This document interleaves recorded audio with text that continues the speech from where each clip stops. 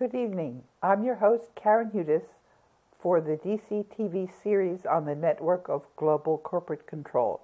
Today's segment is pre-recorded. I want to thank Carmen Stanley, studio producer and director, Mo Jackson, who's on prompter, and I'd also like to thank Cruchet Starnes, who's here as floor director. We're answering questions that you have been raising on the segments that we air, and I was just talking in the previous segment about what happened to Bertrand Badret, who was the acting president of the World Bank after Jim Kim was really fired.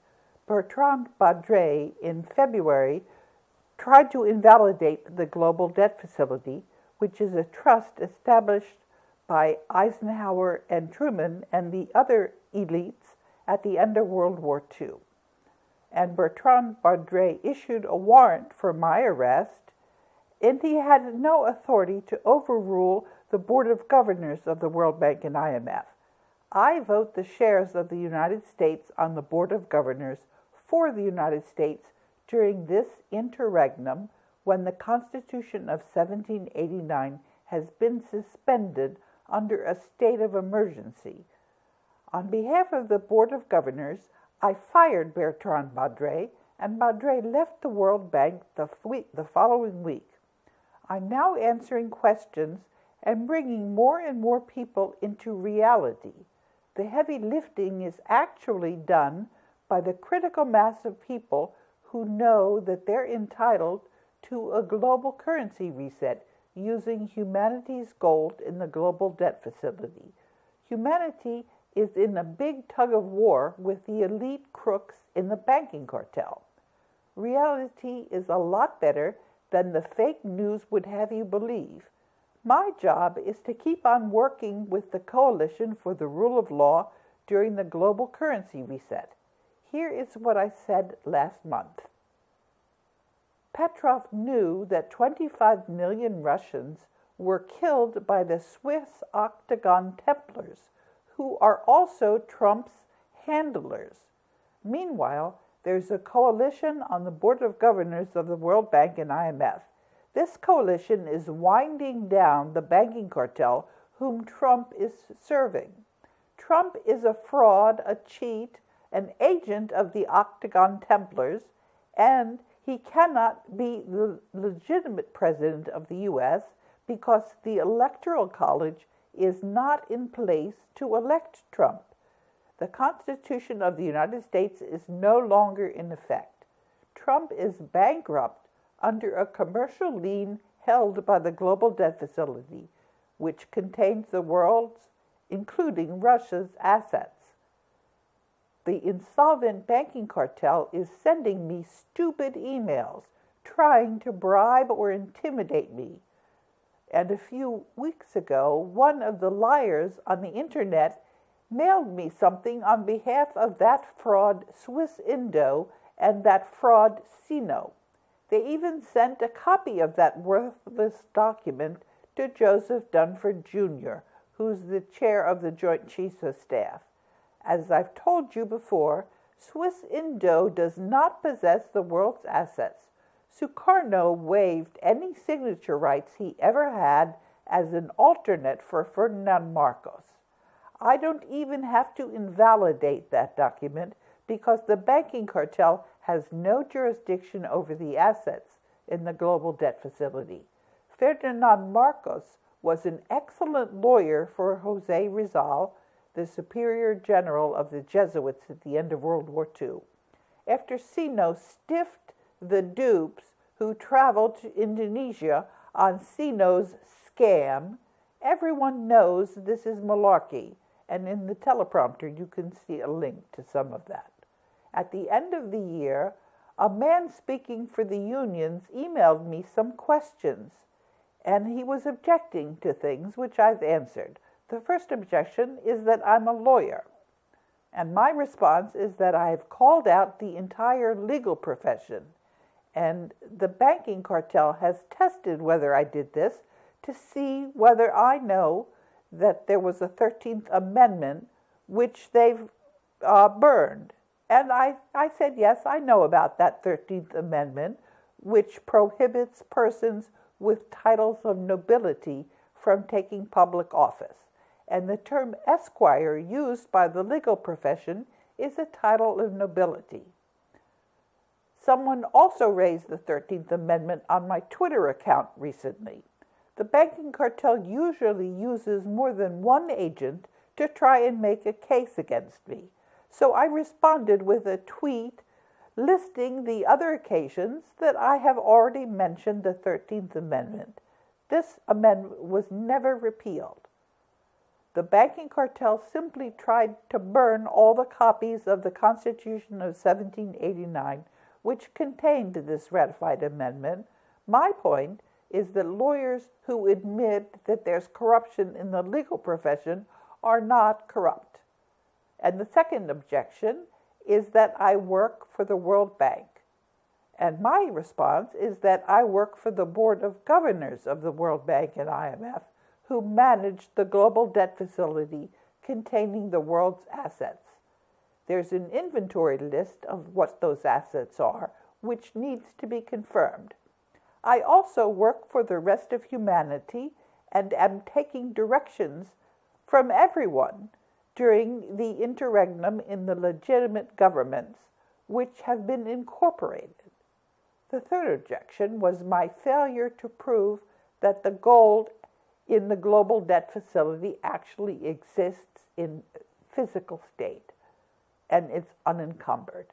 And so my answer is that for 50 years that gold was hidden for the sole purpose of being able to use the statute of limitations. And there's a picture on that which shows that anyone who has a claim lost that claim after 50 years. The existence of the assets is shown by the attempts of the banking cartel to steal them from humanity.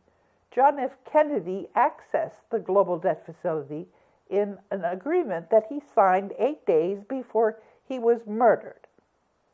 On information and belief, Wolfgang Struck specified the location of many of these assets in his last emails to me. On the 27th of December, Wolfgang Struck wrote, "But I can show you much more than the world allows, starting with 150,000 metric tons in DBS, 50,000 metric tons in West Bank, Melbourne," and he has a whole list of banks.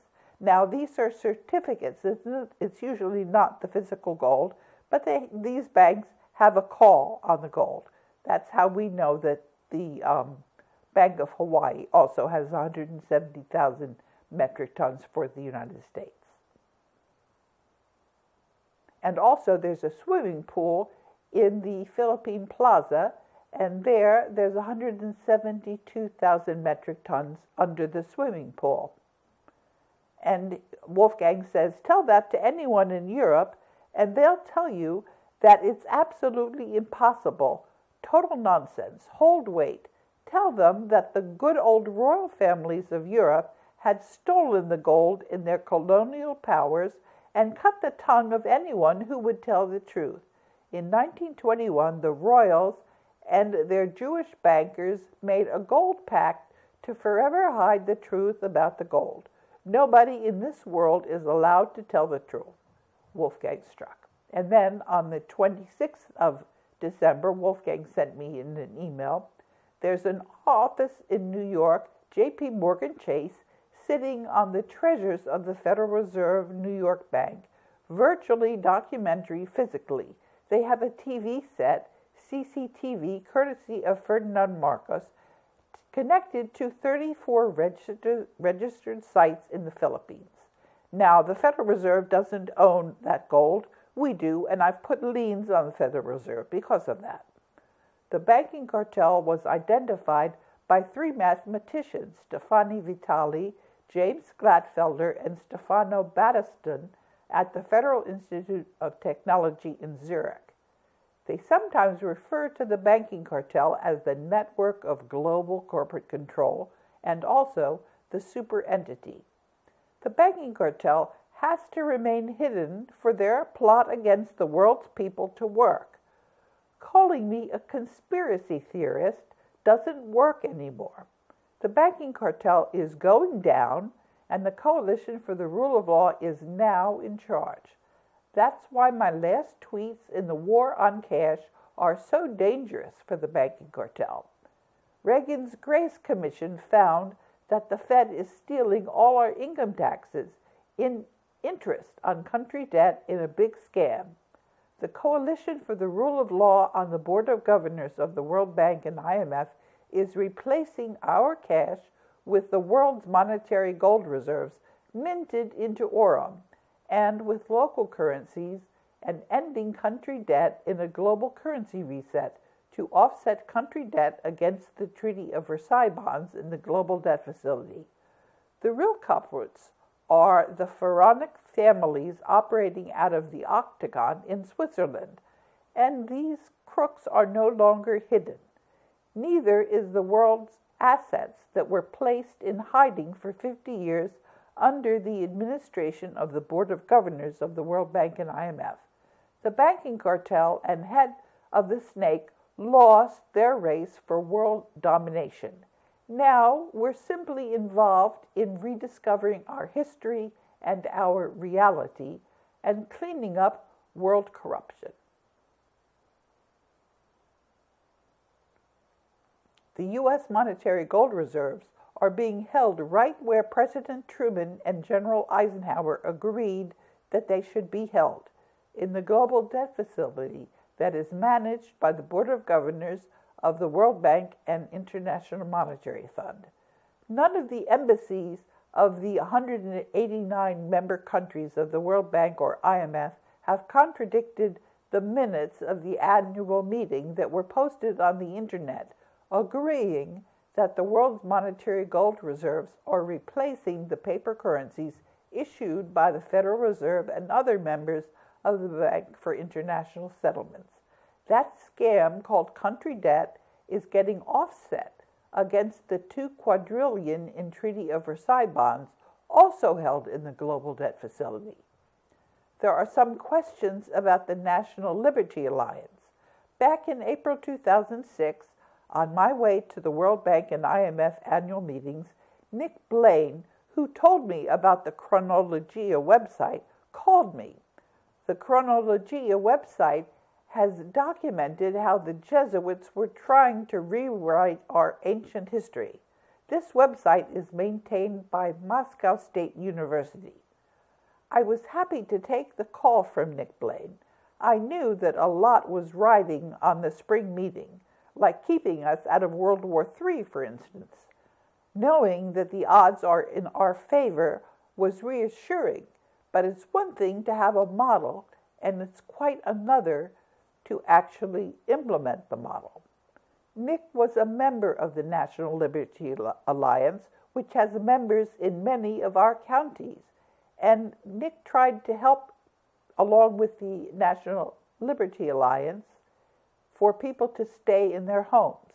The National Liberty Alliance wrote a letter to all the governors, and I dropped out of the National Liberty Alliance when it looked like they were trying to arrest the governors. That's sedition. It turned out that this was not at all what the National Liberty Alliance intended. Some people in the National Liberty Alliance were sabotaging the National Liberty Alliance. But this sure got the governor's attention. What happened this week was the former secretary of the National Liberty Alliance, Linda Palmer, exposed how the leadership of the National Liberty Alliance had been leading the group astray. Linda Palmer wrote, quote, "The main point Karen Hudes made during the face-to-face conferences that I, Linda, Gerard Apria, and Robert Driscoll, leaders of the National Liberty Alliance, had with Karen Hudes was, quote, why has the National Liberty Alliance refused to tell people that the Constitution was suspended? Why has the National Liberty Alliance not pointed out that the courts are corrupted to the core? They've been military administrative courts since the Reconstruction. Why is the National Liberty Alliance opposed to an Article 5 constitutional convention that would reset our Constitution? Why has the National Liberty Alliance not told the people that Congress has renewed the state of emergency every year since 1933 that puts us under military martial law with General Dunford as the leader of the USA, Inc.? Why has the National Liberty Alliance not told people that the U.S. is a corporation since the act that created the corporate capital in Washington, D.C.? Why is the National Liberty Alliance putting its members at risk for arrest as subversives and domestic terrorists by threatening to arrest court officials, governors, sheriffs? Why is the National Liberty Alliance warmongering, usurping the Institute of Committees of Safety?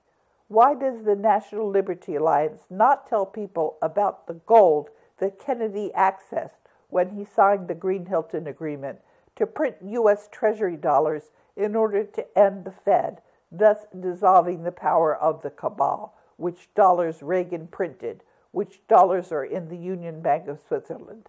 Kennedy was assassinated. Reagan was shot for their efforts to end the Fed. When I pressed NLA about these issues, John Darash threatened me. If you're nice to me, I'll be nice to you. If you continue to raise issues that confuse the leaders and members, I will deal with you. When the threat did not stop my questioning efforts to keep the members safe, John Darash lied at the Monday night meeting, telling the membership that I was trying to destroy the NLA, that I had sided with Daniel Sutton in trying to get John arrested for not filing habeas corpus papers in the courts. John Darash cut me off from the NLA. The Pope annulled the habeas corpus. The state of emergency in the U.S. annuls the habeas corpus. The courts are not filing the habeas corpus. Lawyers are correct when they tell members that the common law is no longer recognized in the courts. I brought the threat of Daniel Sutton to John's attention. I read the affidavits of NLA members who went to the federal district courts, were interviewed by U.S. Marshals who told them that if the NLA threatened court officials, they would be arrested. I studied the committees of safety. They're subversive.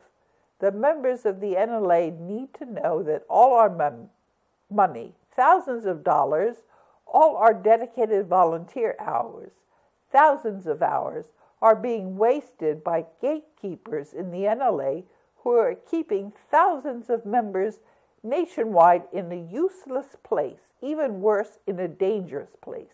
My takeaway from these events returned me to following Karen Hudes. I enjoyed hours of face-to-face Skype conferences with Karen. I was following Karen Hudes for years before I joined the NLA. Karen Hudes is making progress among the nations of the earth.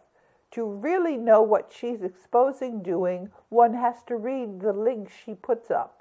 All the misinformation about Karen proves she's the real deal. Hitler was destroyed by Zionist propaganda. The cabal is lying about Putin. The cabal lied about Ferdinand Marcos. The cabal has murdered all who threatened their power. The cabal attempted to murder Karen Hudes. What is needed is real information exposing the corruption, an Article 5 Constitutional Convention to reset our Constitution, U.S. Treasury dollars backed by the gold Kennedy accessed, which will end the power of the Fed, grassroots groups that use local currency to provide full employment, healthy economies, keen oversight of everything our government does, returning the government to the republic that assures the federal government remains small, limited to the 18 powers the Constitution outlines. Assure that all representatives actually represent the people. Break up the international corporations, end wars, end the banking cartel. Love, Linda. On Sunday, on the 1st of January 2017, I wrote, Dear Linda, your draft email for your contacts at NLA is correct. On rereading it, I wanted to emphasize that the U.S. Treasury dollars are getting exchanged for aurum containing gold worth the face amount of the bill. Please let me know if you also want me to publish your email on my social media. You might want to include this email, which I sent to another member of the NLA, and that was on the 16th of September. Dear other NLA member, thank you for your email. Do you understand that John and Gerard have hijacked the NLA? They lied and refused to send anything about how the individuals in NLA were now being listed as members of a terrorist group because of the letters that the NLA wrote on the membership's behalf, attacking the governors in a seditious way. Then they refused to tell the membership about what I've been doing on behalf of U.S. citizens on the Board of Governors of the World Bank and IMF, and about the U.S.'s monetary gold reserves that are now on offer to the U.S. The secretary of the NLA, Linda Palmer, quit the organization after being subjected to a lot of false information and lies. If you want to do something that works, I suggest you try and reclaim the NLA on behalf of the membership, although John and Gerard are clearly going to resist because of their obvious track record. And then I signed that. And I have a picture which I wanted to show you. I don't know if you've got that up on the video screens, but this is the puppy of my daughter, who just moved to Washington. It appears that DARPA's scalar weaponry is not working so well on my family these days. You'll know that we remain on track as I communicate with you during the global currency reset. The reason that things are taking so long is in order for us to learn what we need to know in tackling the corruption in the international financial system. And then I said in an email that I was working on the script, which you now hear because I'm reading it in front of you. The U.S. monetary gold reserves are being held right where President Truman and General Eisenhower agreed that they should be held, in the global debt facility that's managed by the Board of Governors of the World Bank and IMF. And then there's been a lot of attacks on me on the internet, and that's just a sign for you that I'm doing something right. The real culprits are the pharaonic families operating out of Switzerland, and they're no longer hidden. And the world's assets that were placed in hiding for 50 years under the administration of the Board of Governors of the World Bank and IMF, they're also now being revealed. The banking cartel and head of the snake lost their race for world domination. Now we're simply involved in rediscovering our history and our reality and cleaning up world corruption. Japan's guiltiest secret is the refusal to replace fractional reserve fiat currencies with the gold allocated to Japan and the rest of the world in the global debt facility. It's time for the world's gold to come out of hiding, as agreed at the spring meetings of the World Bank and the International Monetary Fund. And I would like to quote from an email that I received this morning. I don't know exactly when this is going to be airing, maybe in a week, from two people who had a completely opposite approach. Let me read you the first one. I'm calling him George. Thank you for your email. Organize a group of friends and neighbors and follow me on my social media. Work on cleaning up the corruption in your local area, perhaps by issuing local currency, and tune out of mainstream media. Compare and contrast, use critical thinking, stay tuned as we roll out the global currency reset. And let me read you the email from George. Hi, Karen. I'm a big fan of your work. I live in New Zealand and am concerned about where society and the economy is headed with record levels of household debt that prevails here right now. I want to ask you, how can I help you towards your cause? Look forward to hearing from you. George. And then let me read you from an email that I got from Michael. Thank you so much, Karen. Your answers were very helpful for me to get a peek into your financial world and that of the World Bank. I'm intrigued by the stories about gold that Ferdinand Marcos hid and where the other millions of pounds of gold might be hidden. But I still haven't found a way to benefit my life in person or to profit by all this fighting between the corporations, the cartels, and the World Bank. This seems to be an ongoing fight amongst the haves that has been raging for decades amongst themselves, and which does not improve the life situation of any of us hard-working people, the have-nots. I've never asked for any USA taxpayer handouts or government subsidies nor entitlements. I've served my USA country in military for 21 years so that I can get my meager retirement check each month that does not pay almost anything towards my bills. Despite my hard work and struggles in civilian life each day for the past 15 years to make ends meet and take care of my family and bills, I never get an improved situation nor any of the rewards or financial outcomes that I deserve and earned. I guess most people feel the same way. I wish that I could find a way to benefit by all this. I wish that the upper 1% of the very rich would sometimes stoop low and help some of us on the lower financial rungs out of compassion. And I'm calling this guy Michael. And I wrote, he also wrote me to complain. He said, why was I publishing all his stuff? He wanted to remain anonymous. And so I wrote him and I said, nobody knows which of the many Michaels in the United States you are. That's how you have your confidentiality. Unless you plan on telling anybody, I certainly don't. Goodbye, Michael. I hope I've helped you, as answers I gave to the questions you raised may have helped others. My answers are there for everyone, as I've been devoting my life to these issues of benefit as oversight mandate trustee to the world. And we can read some more emails exchanged with Michael, but I see we have a little more time, right? So let me say that the chances that we have an actual global currency reset are excellent. We do have critical mass, I believe. All you have to do is stay tuned. I've published pictures in other segments showing that I'm really the canary in the coal mine. As long as I'm here singing, you'll see that we've got a good chance of actually gaining our gold. In any event, we all know about it now. And I see that we're scrolling down to the outro, so I've got the outro here. I want to thank you for listening to another segment of the Network of Global Corporate Control.